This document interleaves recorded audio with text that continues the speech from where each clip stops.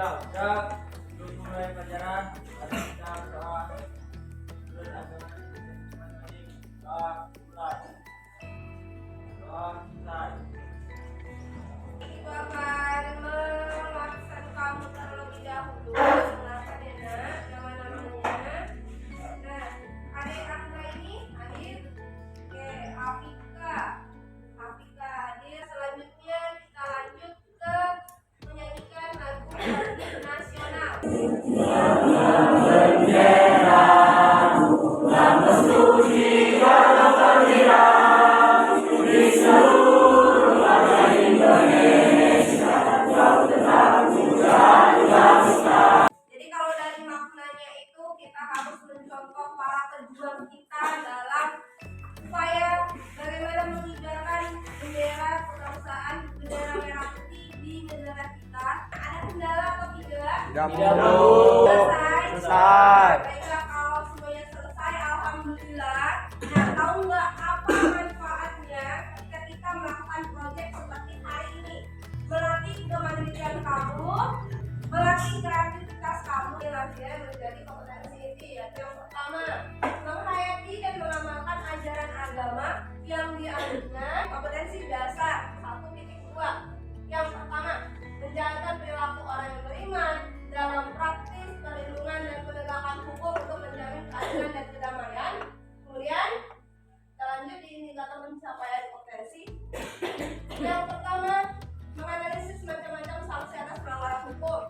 Tujuan pembelajaran kita hari ini adalah agar nantinya kamu dapat mendemonstrasikan hasil evaluasi praktek perlindungan dan penegakan hukum untuk menjamin keadilan dan kedamaian dengan baik. Nah, jadi KKM dalam pembelajaran kita hari ini adalah 75. Nah, mekanisme pembelajaran kita hari ini yaitu penilaian atau menguji hasil. Kemudian kita tarik kesimpulan. Ini tahapan presentasinya. Yang pertama, moderator itu tugasnya membuka dan memandu presentasi. Dan kita lihat ada lingkup penilaian. Yang pertama, mulai dari bagaimana kemampuanmu mempresentasikan. Nah, sekarang ibu akan membagikan penilaiannya. Tolong untuk dilengkapi.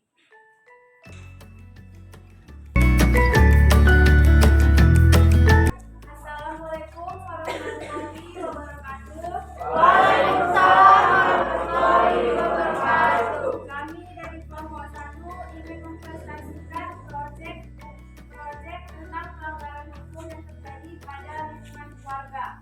Sebelumnya saya ingin memperkenalkan diri saya. Saya Rizka Rizky sebagai moderator dan teman saya Bapak Reza Afeni sebagai konsulen. Videonya itu tentang ADRT yang suami yang mempunyai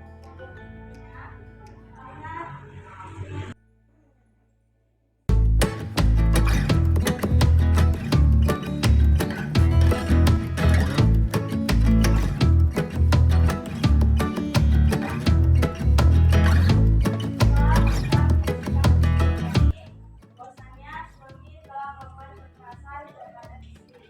Dampaknya itu terhadap anak-anaknya, maka anaknya bisa trauma dan itu kekerasan terjadi itu sangat tidak baik. Inilah hasil proyek kami. Kepada kelompok penyangga kami persilakan untuk memberi tanggapan atau pertanyaan. Ini pertanyaan yang pertama, bagaimana perlindungan hukum bagi korban KDRT? Menjawab penyangga. Pertama, bagaimana perlindungan hukum bagi korban KDRT? Pasal 10 Undang-Undang Nomor 23 Tahun 2004 tentang penghapusan kekerasan dalam rumah tangga menyatakan bahwa korban kekerasan dalam rumah tangga berhak mendapatkan perlindungan. Kesimpulannya, KDRT merupakan salah satu dari sekian banyak pelanggaran hukum yang banyaknya kasus pelanggaran hukum. Sekianlah yang bisa kami presentasikan, lebih dan kurangnya kami mohon maaf.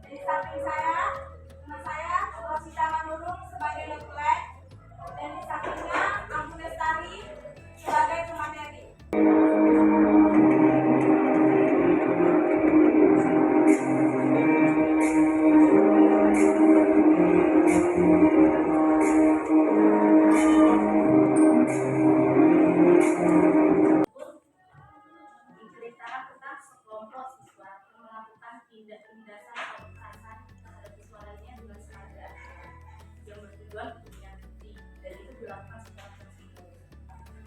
Untuk videonya tadi bagus ya, keren Pak. Pertanyaannya, apa dampak yang ditimbulkan dari kasus bullying terhadap korban? Baiklah, di sini saya akan menjawab pertanyaan dari kelompok 4.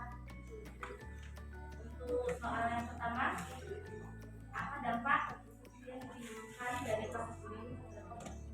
Dampak tersebut dapat ditimbulkan satu juga maupun Kesimpulannya yaitu bullying merupakan salah satu dari deretan panjang kasus pelanggaran hukum yang terjadi di lingkungan sekolah di negara kita. Baiklah, itu jawaban yang dapat kami sampaikan.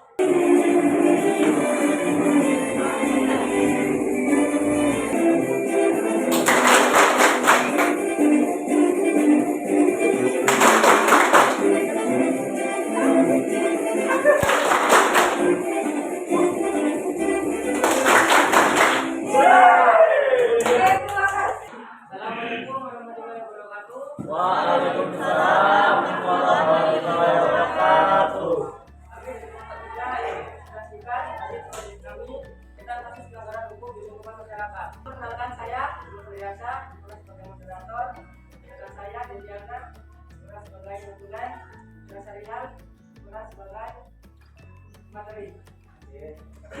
Video yang akan saya tayangkan berikut ini akan menceritakan tentang kasus pelanggaran yang terjadi di kehidupan masyarakat, yaitu pencurian sepeda motor, yang mana sebagai korban pencurian adalah orang pelajar yang tidak melakukan ibadah sholat.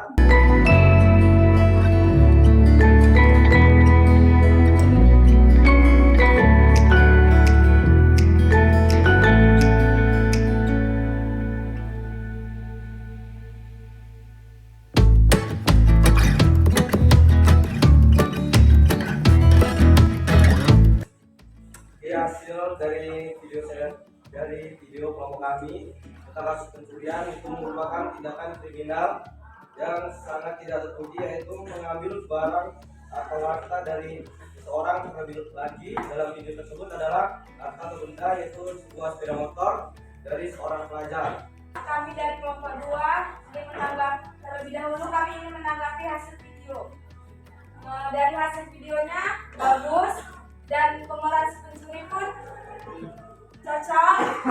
Ayatnya ya. Baiklah, masuk dalam pertanyaan.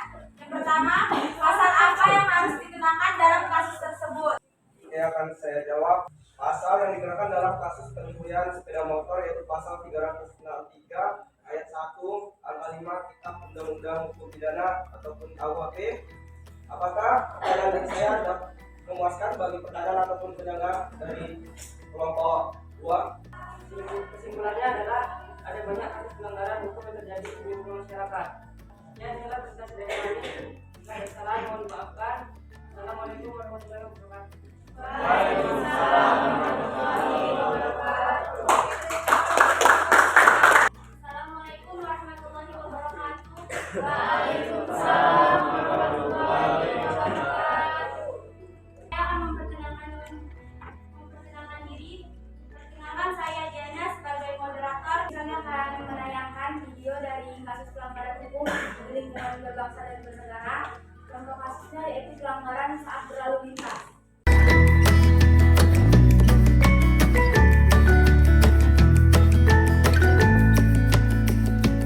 Penyebab pelanggaran lalu lintas yang utama adalah kurangnya kesadaran pengguna jalan. Masih banyak pengguna jalan yang tidak menerapkan etika dan toleransi antar pengguna jalan.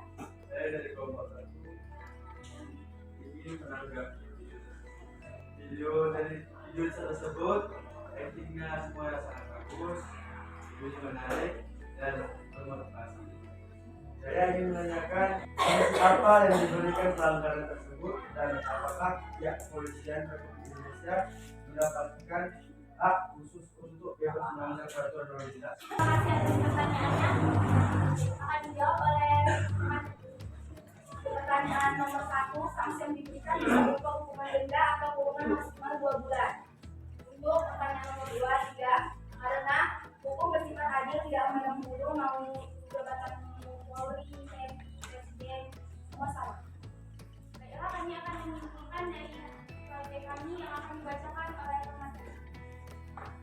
Terjadinya pelanggaran lalu lintas merupakan salah satu problematika yang sering menimbulkan permasalahan di jalan raya. Itulah pesan dari masyarakat kami. Saya akhiri, wabillahi taufiq wal hidayah. Wassalamualaikum warahmatullahi wabarakatuh.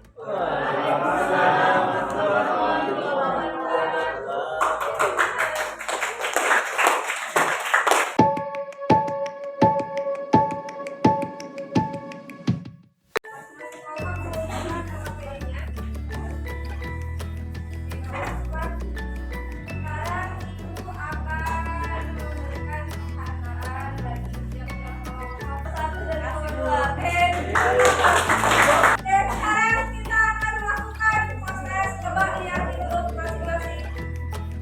2, 3, ya, kerjakan.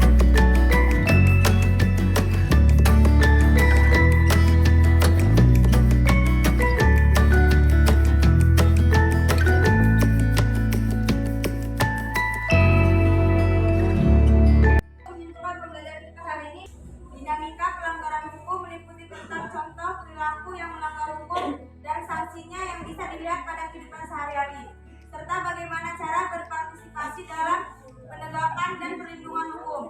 Kesimpulan pada pelajaran hari ini yaitu dinamika pelanggaran hukum sering terjadi di masyarakat. Pelanggaran hukum disebut juga perbuatan melanggar hukum yang pelakunya adalah masyarakat. Sekarang untuk Fitra dan Fulan. Kesimpulan untuk pembelajaran kita hari ini bahwasanya bentuk pelanggaran hukum yang terjadi di tengah-tengah lingkungan kita ini banyak. Sekarang Ibu minta ada yang bisa memberikan refleksinya, pesan dan pesannya terhadap pembelajaran kita hari ini. Untuk pelajaran yang kemarin dan hari ini itu merupakan pelajaran yang asik di mana pemahaman materi sangat mudah dipahami dan seru juga karena tidak terlalu tegang dan juga terdapat games dan tantangan yang dapat mengasah pola pikir kita untuk berlomba untuk mendapatkan peringkat pertama, dan juga dimana di situ juga membuat proyek-proyek yang luar biasa yang mana kita dapat mengetahui suatu pelanggaran hukum dan bagaimana cara kita untuk mengatasinya agar pelanggaran hukum itu tidak terjadi. Dan terima kasih juga kepada Ibu karena pelajarannya seru, asik, dan luar biasa.